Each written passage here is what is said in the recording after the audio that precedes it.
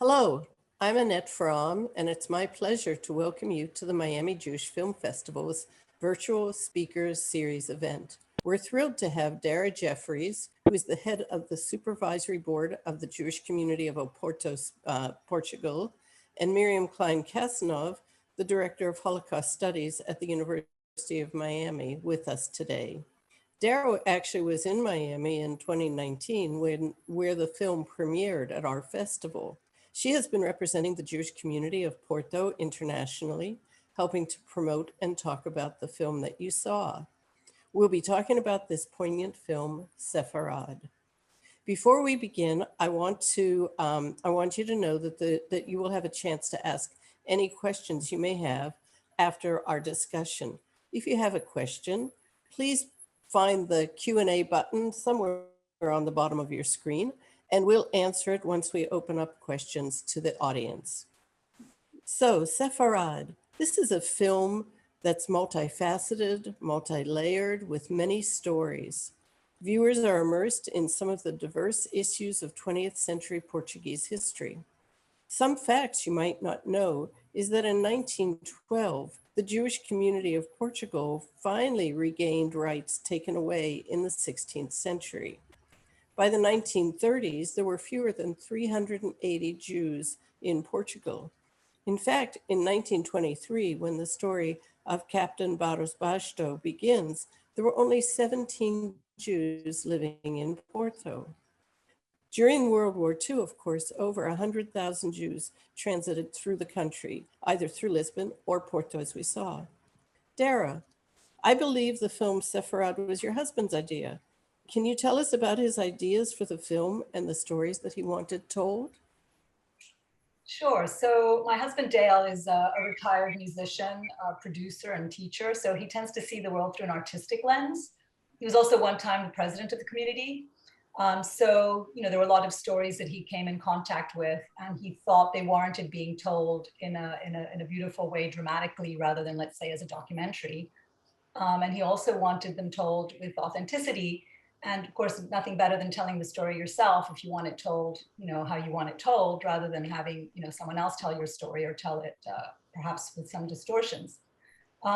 So the film is actually part of a broader educational cultural, mission that we have, the community has.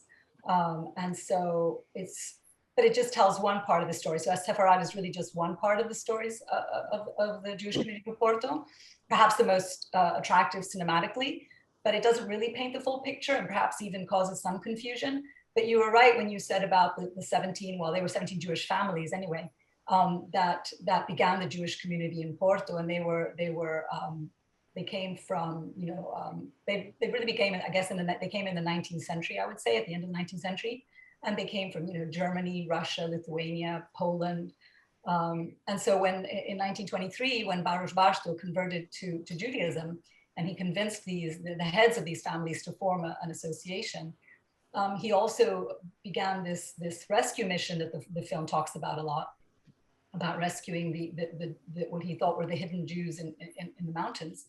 But that was his own sort of personal idealist. He was very idealistic, and this was his personal project. It met with a lot of opposition, even from within the community. And so he turned to London to get support from them. But at the end, the mission itself ultimately was not successful for a lot of reasons. And so the community continued basically for a long time as an Ashkenazi community. But that was the story that my husband thought would be interesting to tell. And that's it. Now, we've learned in the film that Captain Bastos had at least one granddaughter. How did the family collaborate in making of the film? Or did they collaborate? They did, absolutely. So his granddaughter, Isabel, who does appear in the film, or is portrayed in the film, it's not her herself, but a portrayal of her as a child, and then later in present day. So she definitely participated. First of all, she's part of the community. She's on the board, in fact, to this day. So that's rather nice because there's this continuity. But also she has a lot of historical artifacts and documents and things from her family and materials like the captain's uniform and all these things that she had herself. And so she provided those. And even some of the filming was done at her house. So she definitely participated. As you just said, the film introduces the story of rising international awareness of crypto-Jews, or Jews who remained in Portugal, in Spain, in much of the colonies, many of whom remained in out-of-way villages, actually as many of them did in Nueva España in the Americas, after the expulsion in 1497. They outwardly professed Catholicism while secretly continuing Jewish practices. So this leads us to Arthur Carlos Barros Bastro, who was actually a descendant of a crypto-Jewish family and a World War I hero. He studied Hebrew after the war, then converted, as you said, to Judaism when he was 33. His wife was a member of a prominent Jewish family in Lisbon. We see her a lot portrayed in the film. What is the status of crypto-Jews in Portugal today? Are people returning to Judaism? Or are the communities only persisting because of Jewish tourism? Well, crypto, as you know, means hidden.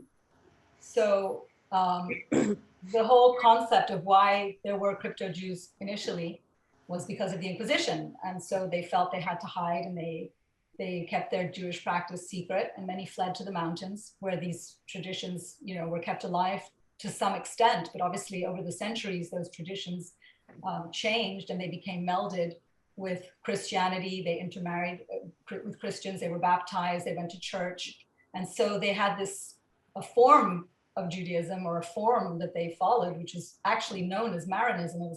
They were known as Marranos. People get very upset about the term Marrano. That was the term that they were called, and it was offensive. It was meant to be offensive, but over time, that was the term they adopted for themselves. So they themselves called themselves Marrano, and they practiced a kind of Marranism. But because crypto means hidden, fortunately, today in Portugal, it's a very open society, and Jews are actually looked upon favorably. Jewish tourism is definitely encouraged. And so there are no more hidden Jews as such. So the concept no longer exists. It's really a historical phenomenon. And the last of them, I would say, were the ones in Belmonte, because there was quite a significant crypto-Judean, Marrano community there. And there was an official Beit Din that actually converted them to Judaism in the 90s, I think it was. So today they are actually Jewish. So you don't really have any so-called crypto Jews anymore. You may have descendants, but certainly that as a concept in modern day does not exist. The community itself in Porto, I only will speak for Porto, I won't speak for Lisbon, but I think it's a similar situation, is thriving today.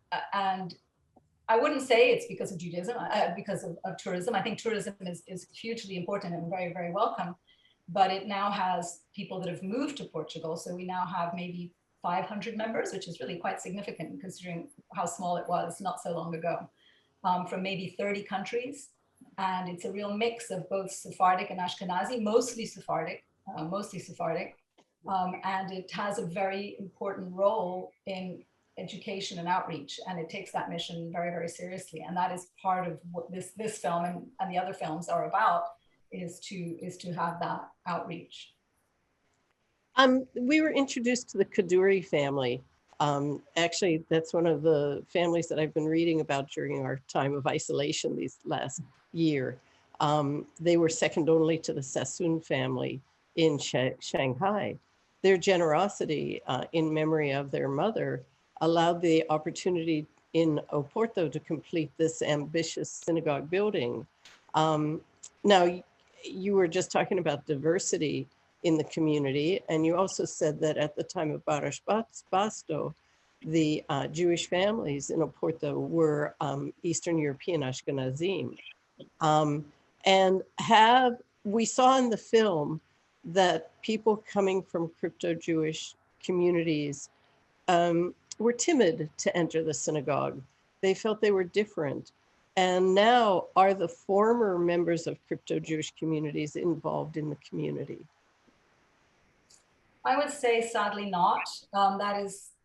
It really didn't pan out that way for a number of reasons. Like you mentioned, they themselves were not comfortable with the situation. And if you think about it, when it was at the time, I mean, now thanks to the European Union, we have all these wonderful roads and infrastructure. But that was quite a journey to go from the mountains to Porto, you know, and they weren't going to leave their villages and their, you know, what they had and their flocks and everything else. And so it really didn't work out as Barros Bastro had thought.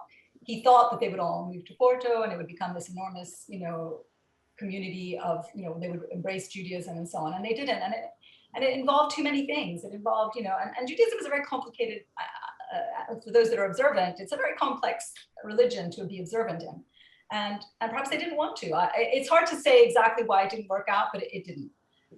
So today, it's still, as I mentioned earlier, mostly it is Sephardic and also Ashkenazi. But interestingly enough, when you mentioned the Kaduris, I could just, as a sort of parenthesis, there was a law of nationality that was passed in, I think, 2015, that is similar to one in Spain, but the Portuguese one has no end date.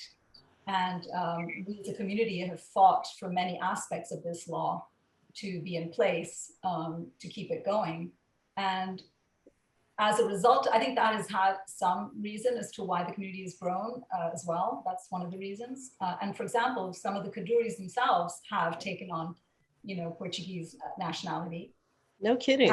They haven't moved, but they like, you know, it's a lot of people have done it for sort of, you know, for personal and emotional reasons. It's not that they necessarily want to move to Portugal. And so I think it's met its objective, which was as a sort of reparation for those that were forced to leave, that if they want to have the Portuguese citizenship back, they can. I mean, there's quite a few hoops and hurdles to go through. I don't want to get into that right now, but regardless. And so that's, I think, a big part of also some of the members have moved to Portugal, have Sephardic ancestry. And so you have that as well. It's interesting, early in our conversation, you said that your husband didn't want to create a documentary. He wanted to create storytelling, more or less. And I was really drawn to the conversations. And I thought, wow, how were they able to recreate these conversations that I'm sure there's no record of? But what I really wondered is at the inauguration, Captain Barros Bastro stands up and gives this amazing speech. And was that really what he said? Do we know? We do know, and there is a record of that speech. Wow. And when I said that we didn't want to do this documentaries, initially that was considered because there are a lot of archives and documents and artifacts. So initially, you know, the idea was thrown around, well, with all this stuff, we could do a documentary, but it turned out that wasn't the most attractive way to tell the story. And the community has a historical research department that worked on the dialogues and sort of based, obviously some of it is fantasized, but to a large extent, it's based on, you know, actual materials and authentic facts. Wow, wow. I was moved in 1938 when the Kaduris came, and they were faced with a potentially very small Jewish community and told that this is, as you just were talking about, that this magnificent building would be filled, that the hope was it would be filled. Little did anyone know that the flood of Jews fleeing the advances of the Nazis would find refuge in Porto and in Lisbon. Miriam, our hometown girl in Miami, your family, you're very well known for this, your family, your mother, father, small brother, and you were able to leave Slovakia and make your way somehow across Europe to Lisbon, and then board a ship, thank goodness, for the States in 1941. Yeah. Can you tell us how long you were in Lisbon, what life was like there, and if you have any memories or share a few of the memories, especially of the Jewish community in Lisbon? Thank you. And thank you, Dara, for this wonderful film. Let me just back up a minute. I won't take too much time.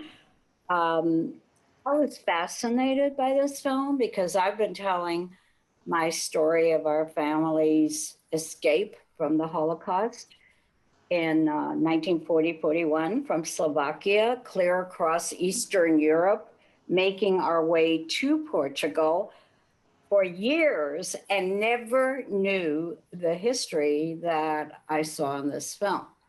So I was just fascinated. And then there's that moment for all of you who saw the film when the refugees come and they're lying on the floor. And I went, oh my gosh. And that's when I said to Dara and to the Jewish Film Festival, that's the moment I was there. So in 1940, my dad had escaped a concentration camp in Czechoslovakia, came home, took my mother and me and an infant baby brother. And he said that in that camp, there was a network for the rabbis that had gotten around the information that if you could get yourself to Portugal, there was a way out.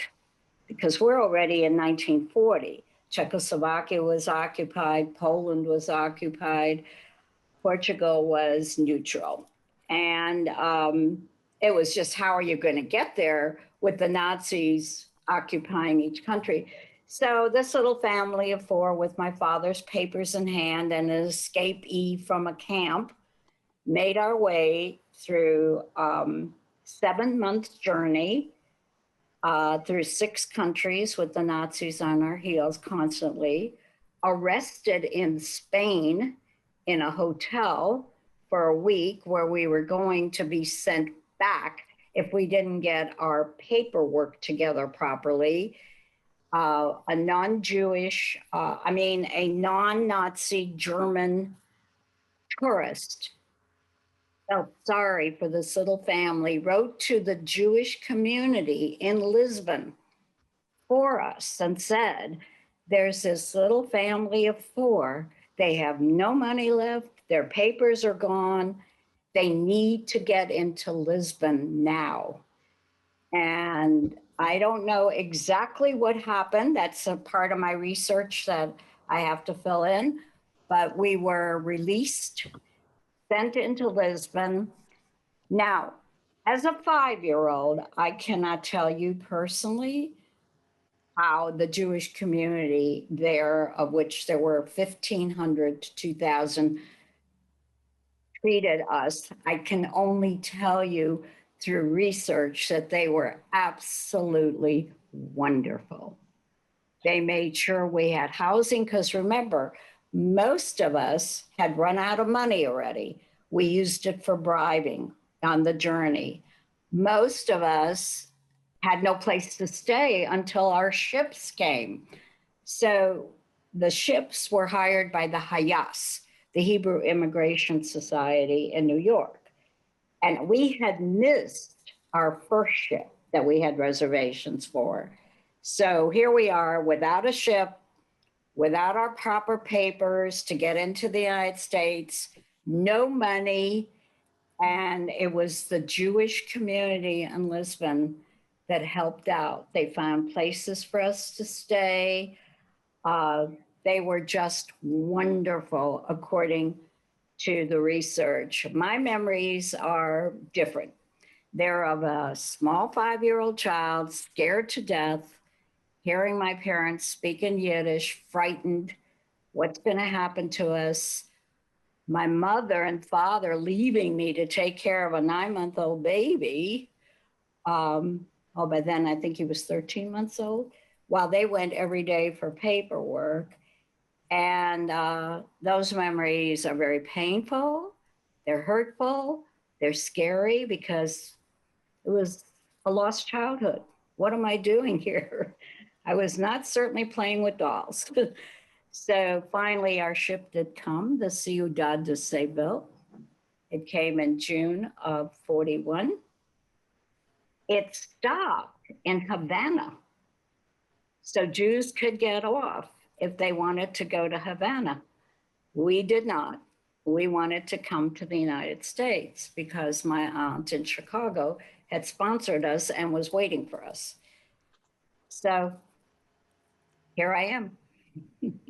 Miriam, do you remember if you went to synagogue in Lisbon? I don't. I'm sure my dad must have. He was an Orthodox rabbi. Mm-hmm. I remember his trying to do Shabbat in the room that we were in, because Shabbat was my last memory in Slovakia, when my dad was taken to the concentration labor camp.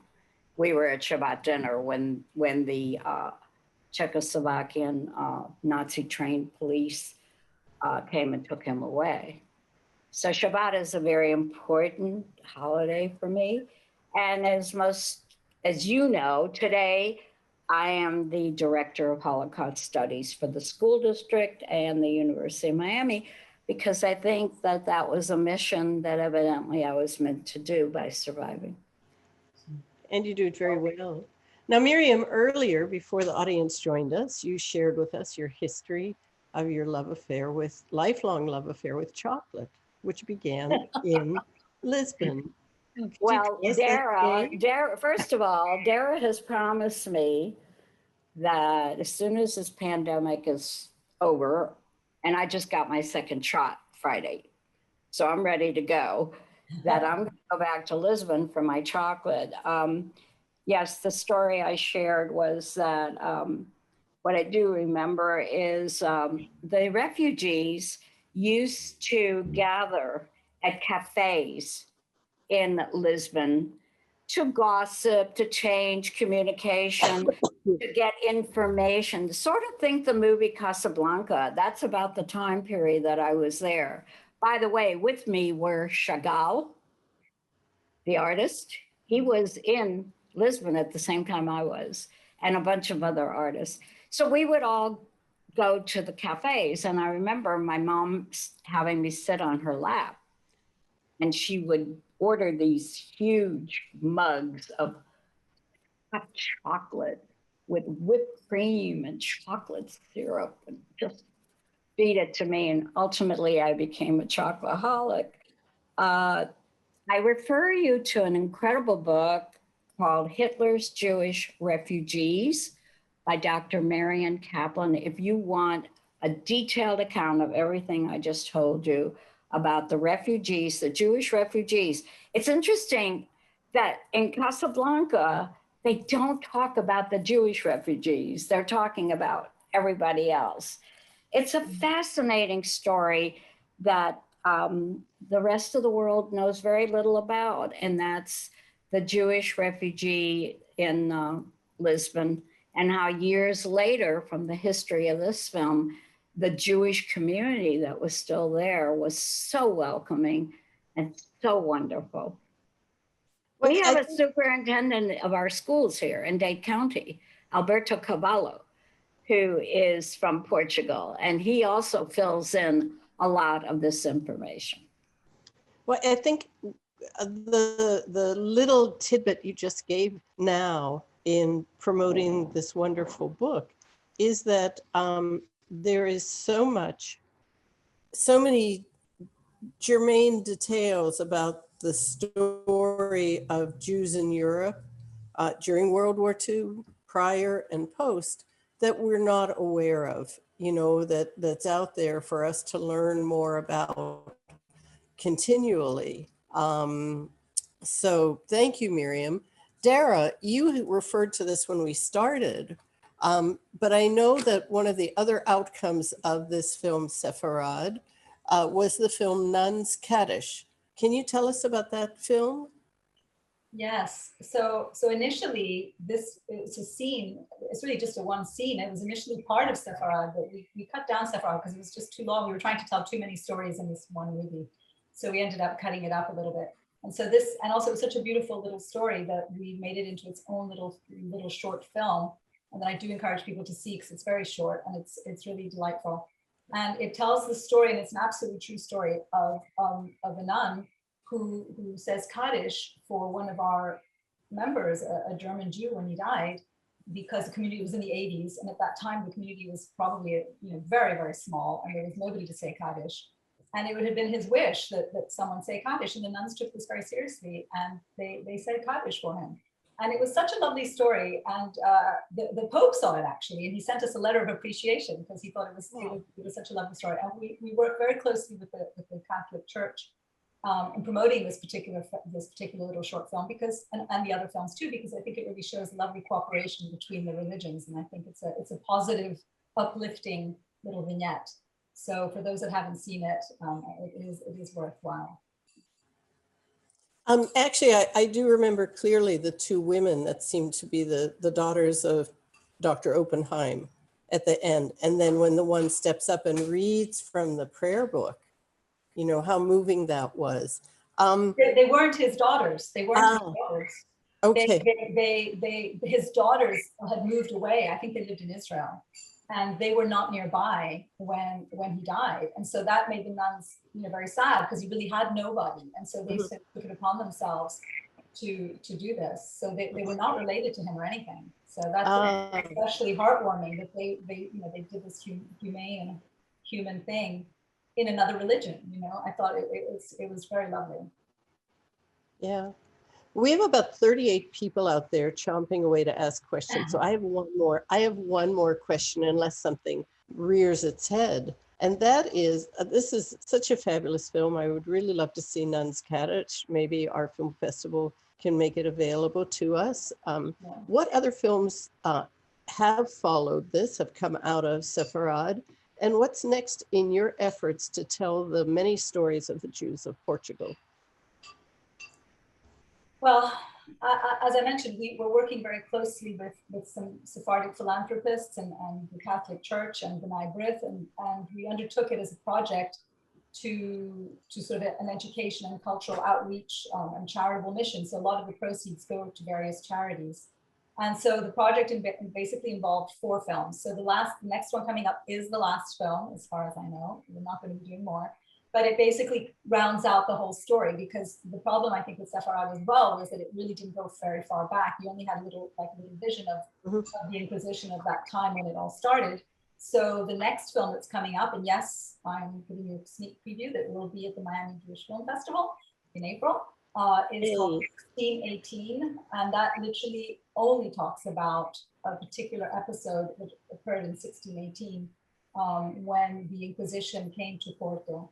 And it's not a very well-known story, so I don't want to do any spoilers, but that's the next film coming up, and then that's it.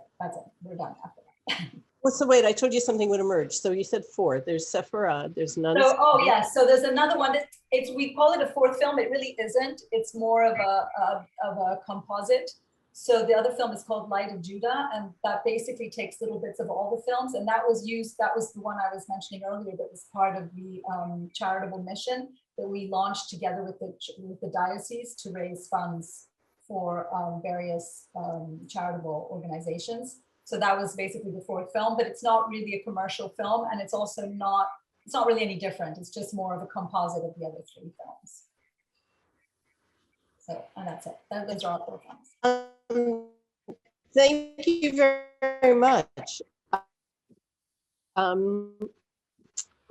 Thank you very much, Annette. We'll turn to questions of the audience. Helping me here. Quite a while ago, Melanie asked, oh, it's my pleasure. This is, I think, the 3rd time I've seen the film. And I've done work with crypto Jews in the American Southwest.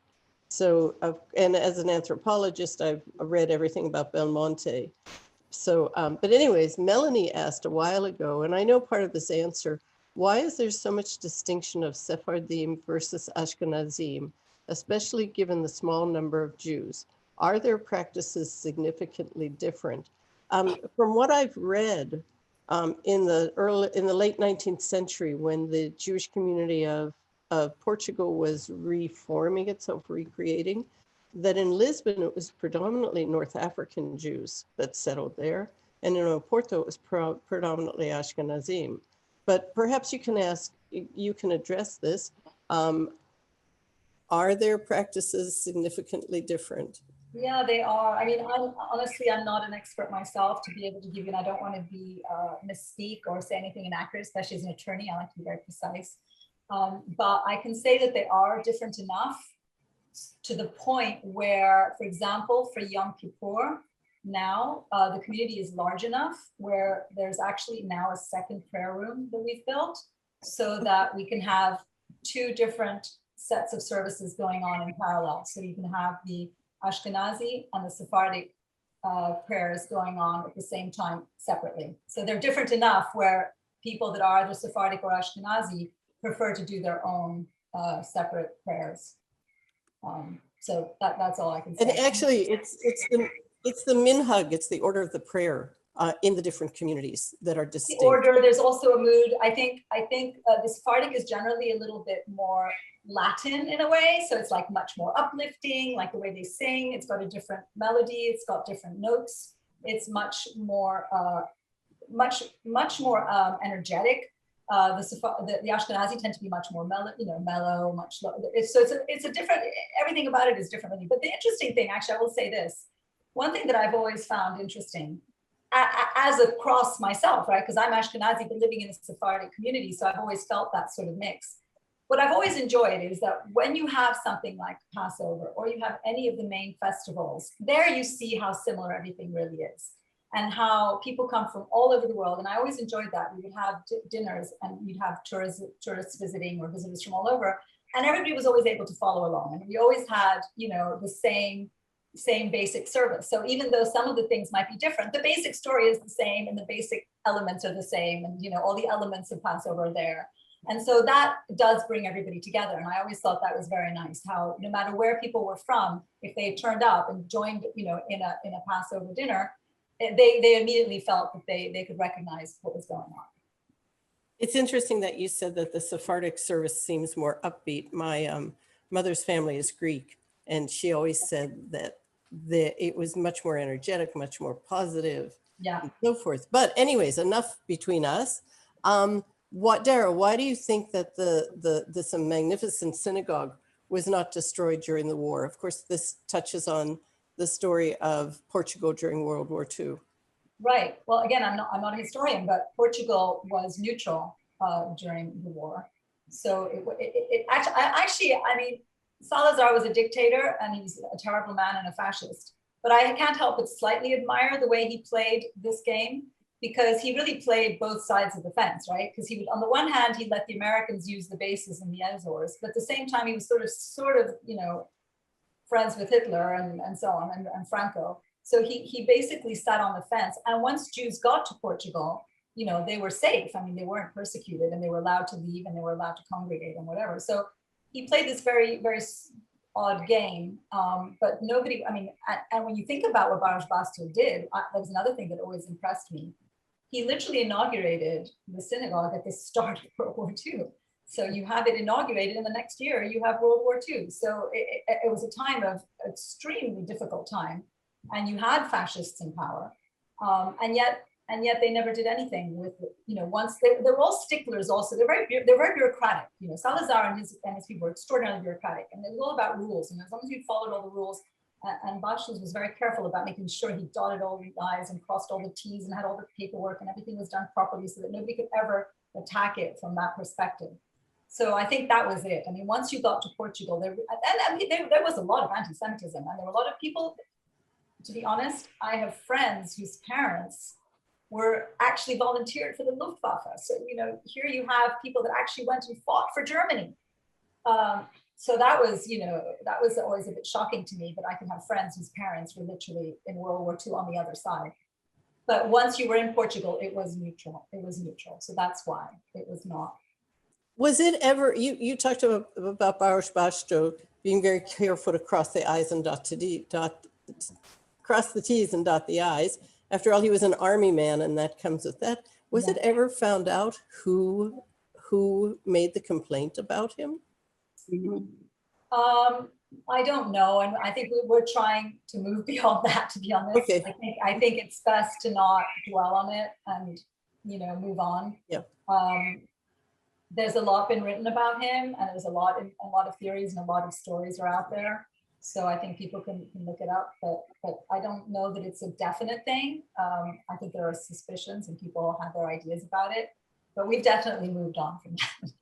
Well, let's move on. Nancy Lipoff asks, please share how dramatically the Jewish community of Porto has grown in the last 8 years.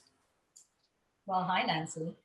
Nancy actually visited the community many years ago and saw firsthand how small it was. And, it was, I've personally been involved with it for many, many years, and it was very small. And now, as I mentioned earlier, it has now to the point where we have 2 museums, and I encourage people, if they go to Porto, to see them. I'm very, very happy that we've literally just inaugurated a Holocaust museum which hopefully Miriam will come and speak at.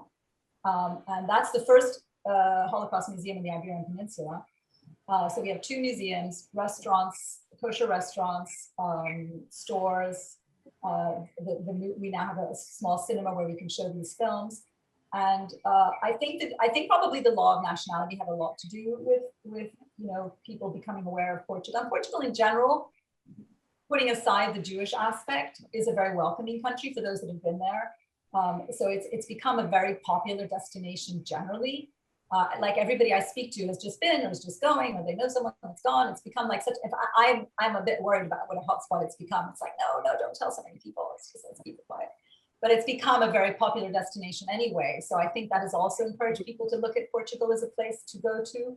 And so the community has grown, and it's a very quiet, welcoming place, and it's become a sort of a refuge in a way. And as a result, we now have, something like 500 members from all over.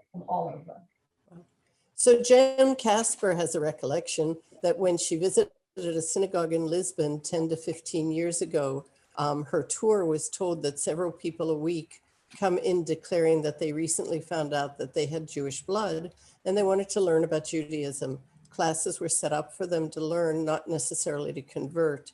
And an Israeli tour was being organized for them. Can you speak to this at all? Does this happen in Porto? Are people coming in? Absolutely. And I think that's one of the nice things about Portugal and that shows that there is anti-Semitism as there is everywhere, sadly, and there is in Portugal too. And I think it's growing in Portugal also, and it was never a fact or a feature there. But most of the time you would speak to people in Portugal and they'll say, oh, I have Jewish blood, I have Jewish ancestry, and they're very proud of it. And that's very unusual. I mean, that is very unusual in Europe for people to come up and say, oh, my forefathers were Jewish, and they say that super excited and happy to tell you that.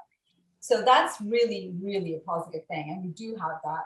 And I think, as I mentioned earlier, that is part of what we think our mission is. Extremely important to educate people about Judaism and not have it be some dark secret, cabal. And so we have thousands of students and teachers, and we do actually education sessions for teachers and educators in Portugal as well. So absolutely, it's very important to us that people know more and more about Judaism, and they are very pro-Jewish in Portugal, which is very fortunate for us. Mm-hmm. And of course, this is happening more and more in the Americas, not just in the American Southwest, but also in Central America, South America. There's even a group in Papua New Guinea, the Gogodala, who claim that they are of Jewish descent. Interesting. And Fabiana asks, what is the name of the synagogue? Kaduri, because of the Kaduri, how much they supported when it was literally almost at the end, they ran out of money, and the Kaduris basically came up with the final amount that was needed to finish it. So it's called Kaduri, and then Mekor Hayim, which means source, fountain of life. So Kaduri Mekor Hayim is the name of this. Thank you. Are there any more questions from our audience? If not, I thank you, Dara Jeffries. I regret that we're unable to be together in Miami this year. Perhaps next year. Miriam Klein Kassenoff, our local guru, yet socially distanced. I haven't seen you for a year. Whoops, we've got another question coming up, so let's not say goodbye. Joan Kastner says, do I recall correctly that many Jews fled into the mountains on the northern border of Spain and Portugal after the Inquisition, when a marriage was to take place between the two countries, but Spain demanded that all Jews be banished from Portugal. So this is the Portuguese Inquisition. Yes, that's right. That's right. So again, bear with me because my facts and figures may not be exactly right, but it was declared, so the Inquisition was declared, the expulsion was in Spain, was I think 1492, and it was not until 4 years later in Portugal, 1496, that the Inquisition per se didn't start in Portugal till much later, maybe 30, 40 years later. But the edict of expulsion did take place. But so there's this period of time, which is a very weird, interesting time between 92 and 96, when you have a lot of the Spanish Jews fleeing to Portugal and thinking they're going to be safe there.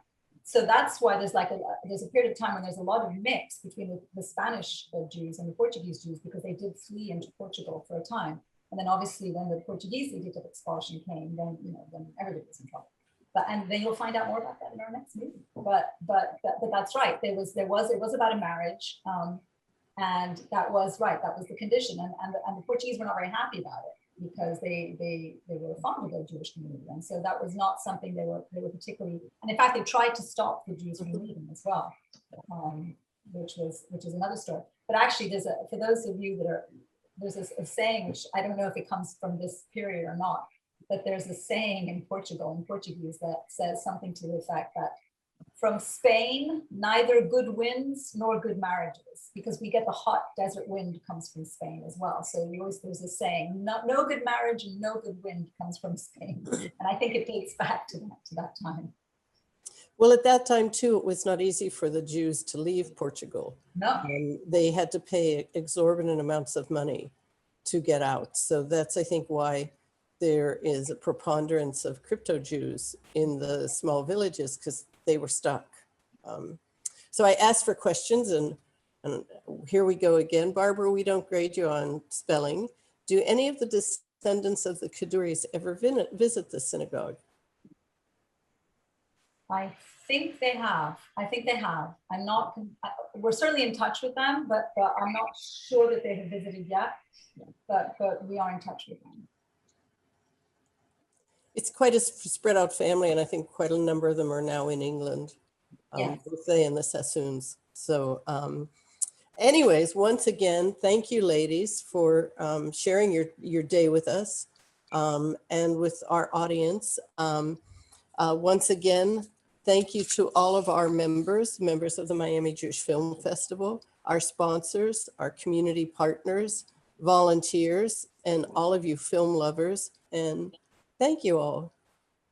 Thank you, Annette, for doing such a super job of moderating. And Dara, thank you for inviting me to tell my little piece of history that fits in. Thank you. Thank you as well. Really appreciate it. Thank you.